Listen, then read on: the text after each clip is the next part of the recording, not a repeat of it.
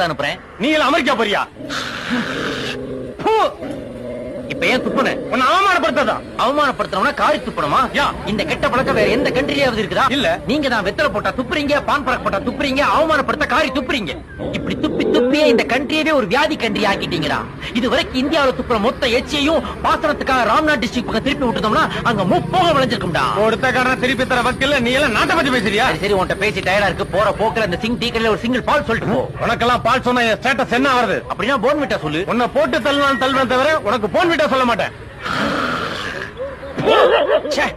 ஒரு shoe flower வாசா மாத்தி வச்சிருந்தா அத வாஷ் பேஷனா மாத்திட்டு போறான். நானே போய் பால் சொல்லிக்கிறேன்.